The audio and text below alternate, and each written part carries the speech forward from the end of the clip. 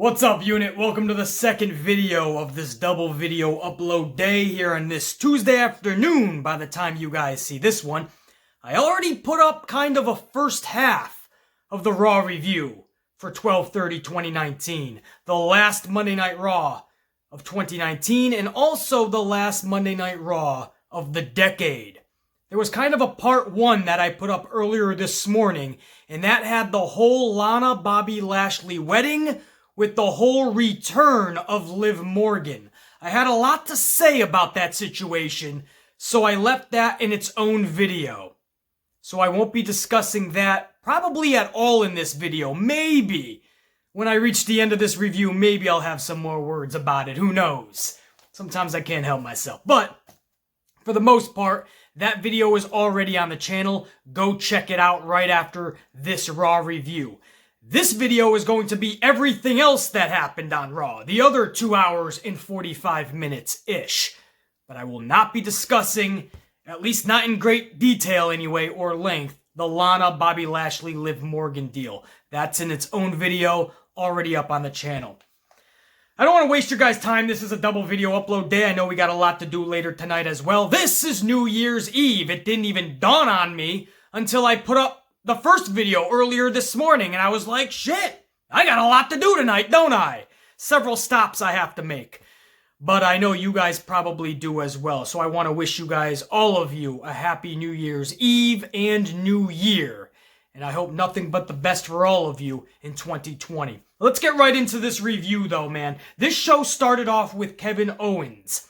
He's still fuming about the whole Rollins and AOP's actions from previous weeks. However, this week would be no different. Rollins and AOP once again would hit the ring and take out Owens until Samoa Joe runs down for the save. Joe takes out AOP and then gets Rollins into the Coquina Clutch.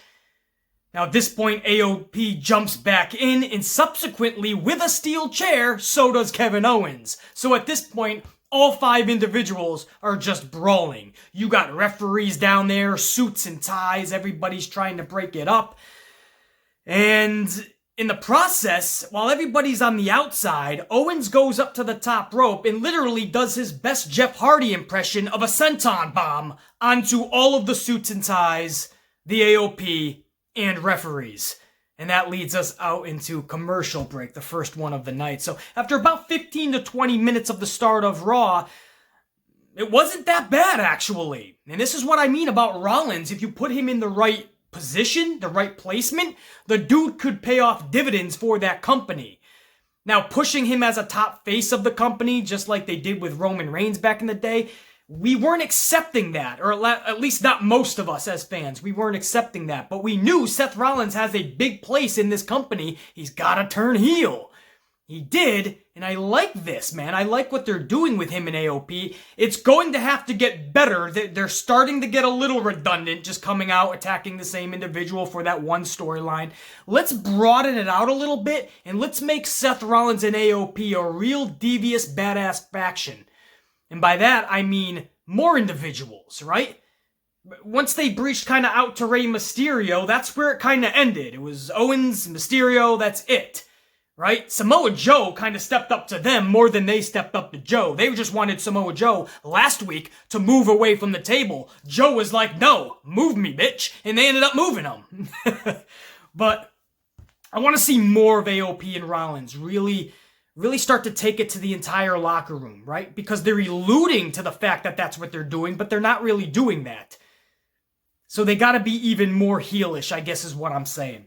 But as far as Owens and Samoa Joe, I'm loving them two together. You think about it, guys. If you close your eyes and you just think about Owens and Joe together in a tag team, you're telling me that's not badass? Forget size. They're not the biggest dudes, but they're bulky. But like their skill level and just the comparisons between the two, it just works. One-on-one it would work, and it has in the past, and together. If they were to ever form a formidable tag team, literally like dedicate themselves to a tag team and go for tag titles, I don't see how A, they don't win the titles, and then B, how they don't keep them for years. If Vincent Kennedy McMahon was a sane dude. I mean, that could be your tag team champion strap holders for years. I don't see how anybody coming together could beat Owens and Joe.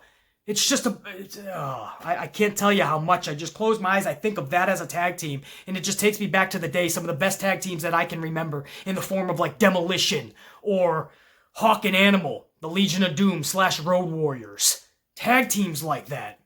That just, the chemistry was there, and what one person lacked, the other one picked up. And it's just, man, the similarities. I don't know, I can go on a whole fucking hour video, guys, on them two together, but I really like that opening segment because it really unleashes a lot of what could possibly, or what we could possibly get in the future. So, I don't know. Not saying I need to see Owens and Joe tagging up to take on AOP for the next 8 weeks. I'm just saying, if they ever wanted to form a badass tag team, I'm on board with Owens and Joe. Now, up next, guys, is Alistair Black versus Buddy Murphy.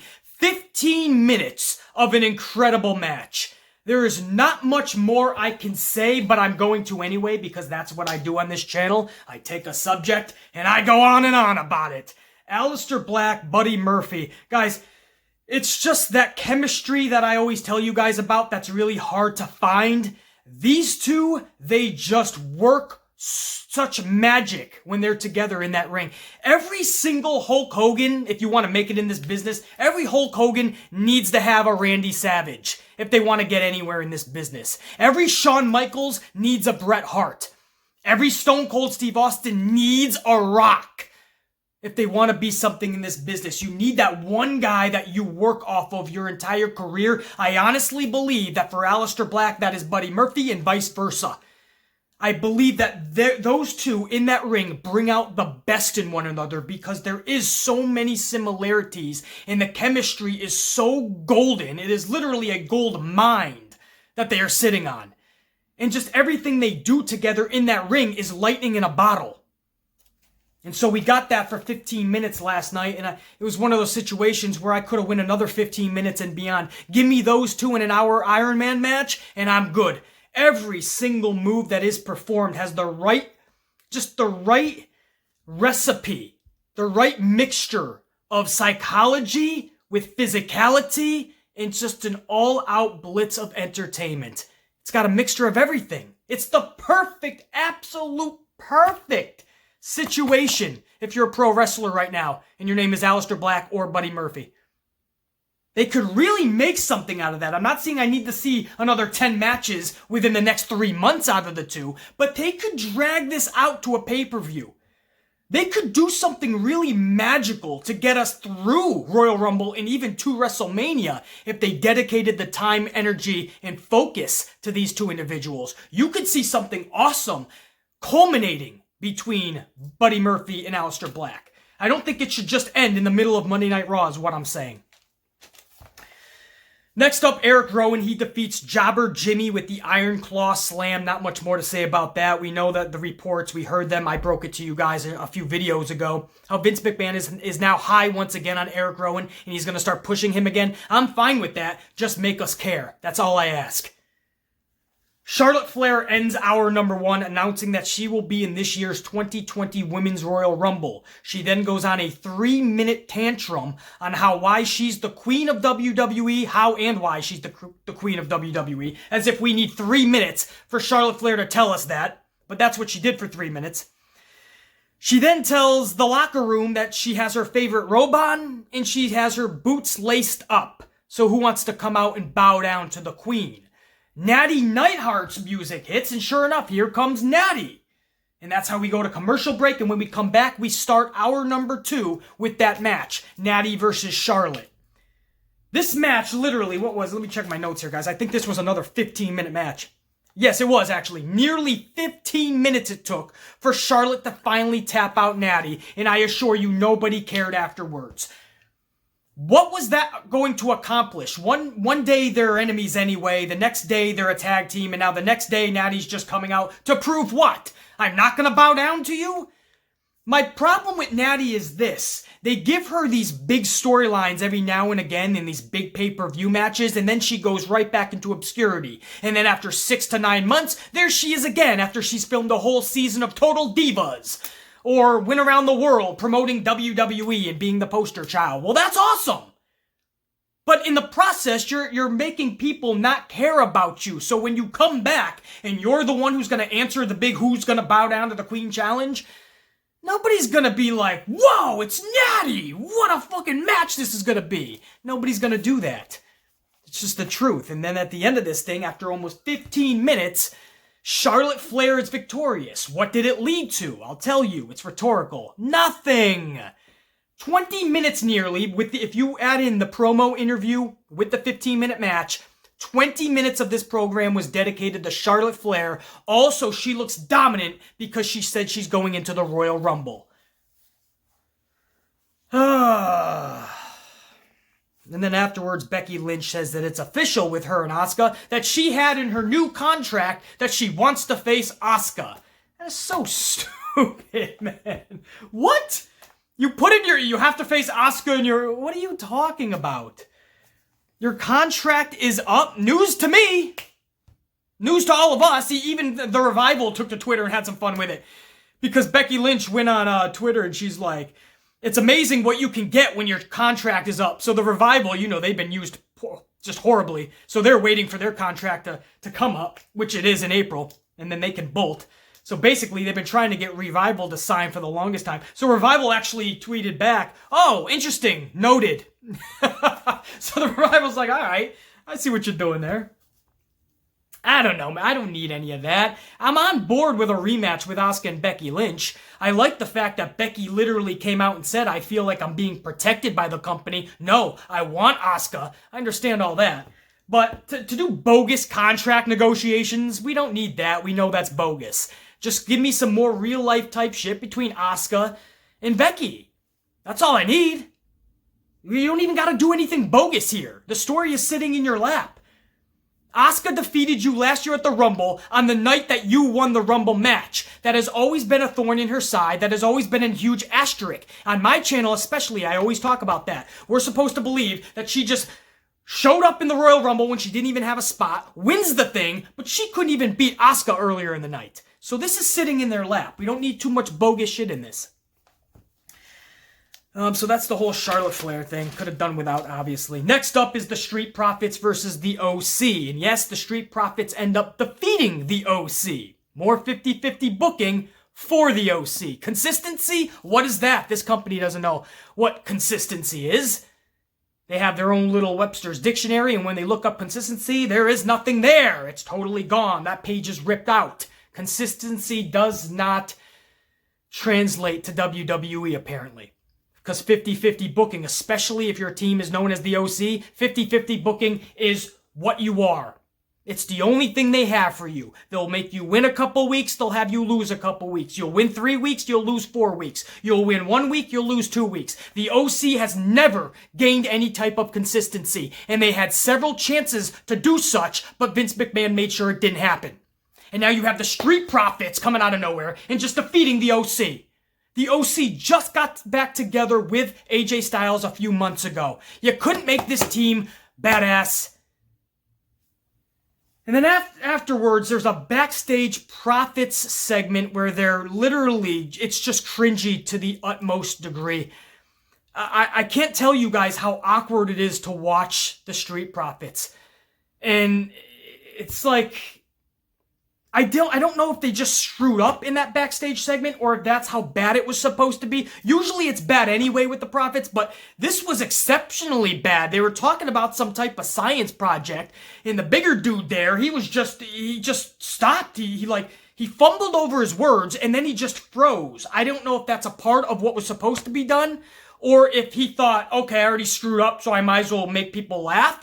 I don't know. But it was awkward, it was cringeworthy, and that sums up the Street Profits. Drew McIntyre is up next. He takes out Hawkins and Ryder. Not sure what that was all about, but okay. Let's go into hour number 3. We have Randy Orton, limping down to the ramp on crutches. He literally takes 3 minutes to get into the ring, and I knew right there and then, this is a bullshit storyline. So everything that happened in Hershey, Pennsylvania, that was all bogus. It was a storyline. And if he did get a little tweaked, He left the match for what? He's absolutely fine, and this would allow me to question Randy Orton's toughness then, which is what we've been doing from day one. If you're not seriously injured at all and you just tweaked it a little bit, that's what you stopped the match for? You had to get medical help back to the back for nothing? So that leads me to believe that this was obviously storyline. And there are so many issues with that. But again, I knew it was once he was taking 3 minutes and needed help to get into the ring on his crutches. I knew it was absolutely bogus. I snapped my ankle in half. And literally, because I told you, I grew up kind of rough. We didn't have the money. We didn't have the insurance. We didn't have money for the medical. So we couldn't just go to the hospital when I snapped my ankle. So I had to walk on that son bitch for almost 2 weeks. I had to walk on a broken ankle, snapped in half, until we could afford to go to the hospital.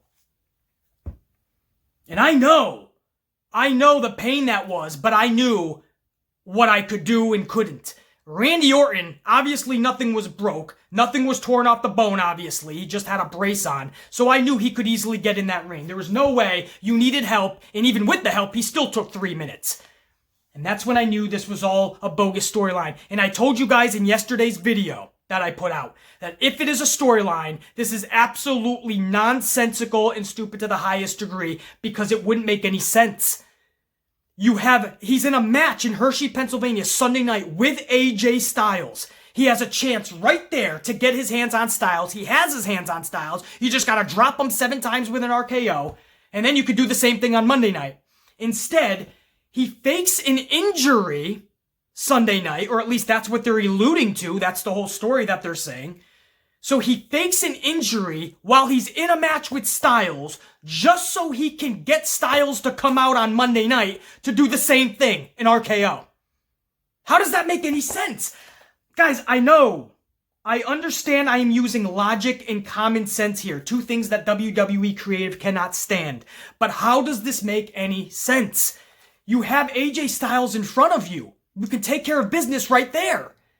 Instead, you totally act like you have an injury. You have to leaving AJ Styles in the ring, victorious / the last man standing. Also, you can go to Monday Night Raw and hope that he comes out while you fake a leg injury. So then and there you can give him an RKO. You had Styles Sunday night in Hershey. And then they try to make this a storyline. How the fuck? How does this make any sense? It doesn't.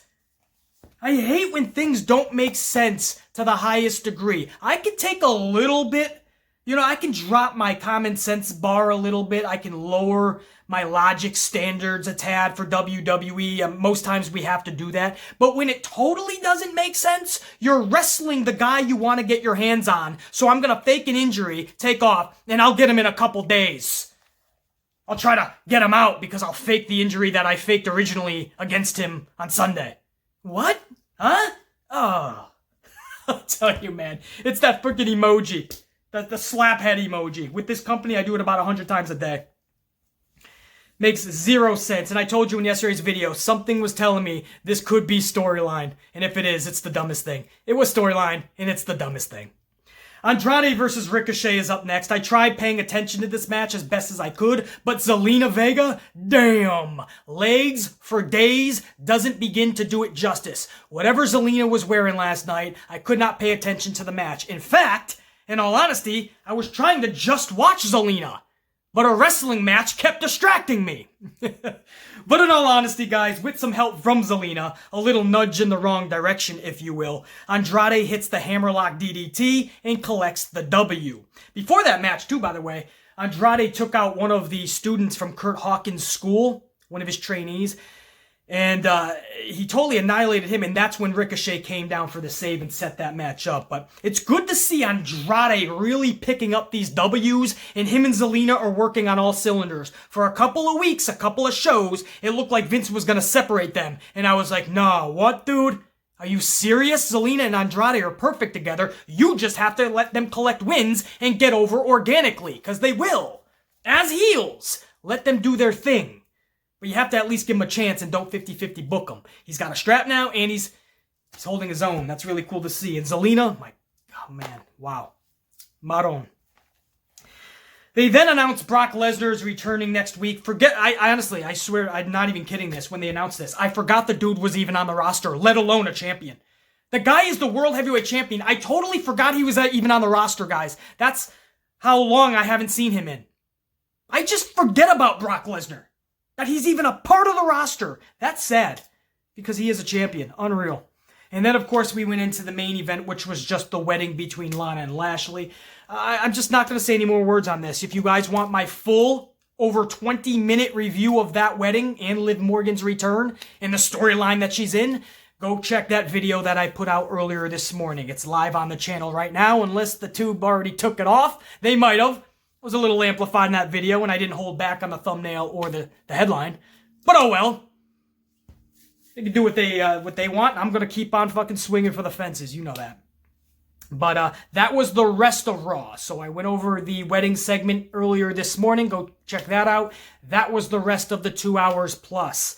Hopefully you guys enjoyed this review. I tried to go as fast and efficiently as possible so you guys can get on with your New Year's Eve. Again, I hope you guys have an awesome New Year's Eve and New Year's Day. Stay safe, kick ass, and I'll see all of you in the new year. For now, the Amplified Man.